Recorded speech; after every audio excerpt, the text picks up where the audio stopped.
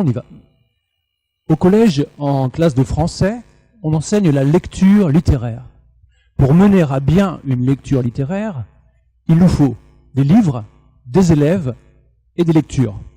Les livres et les élèves ne manquent pas, et c'est tant mieux. Ce qui fait parfois défaut, ce sont les lectures. Cette année, dans mes classes de 5e, la majorité des élèves étaient non lecteurs ou avaient des représentations négatives de la littérature. Alors, comment développer des compétences de lecteur avec des élèves qui ne lisent pas? Difficile, à moins de considérer que l'on peut développer certaines compétences à partir d'autres supports, comme par exemple le cinéma. Le cinéma est un ensemble de signes organisés qui provoquent une réception et des représentations. En cela, il est proche de la littérature, mais aussi différent. Proche, parce que comme elle, il raconte une histoire, permet de s'instruire, de s'émouvoir, mais aussi différent, puisque si la littérature raconte avec des mots, le cinéma raconte avec des images. La lecture filmique, appelée aussi spectature par Lefebvre, permet de développer des compétences de lecteur. Exemple.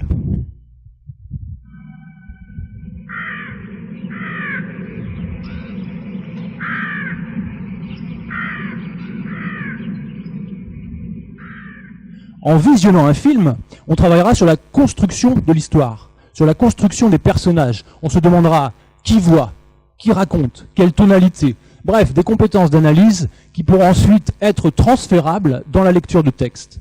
Ensuite, le parcours lecture, adaptation filmique d'une œuvre permettra de travailler sur la comparaison et sur la lecture sur des codes différents.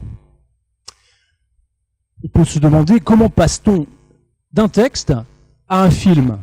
Que deviennent les pensées des personnages? Que deviennent les descriptions? Cela permettra de se familiariser avec les différents codes artistiques.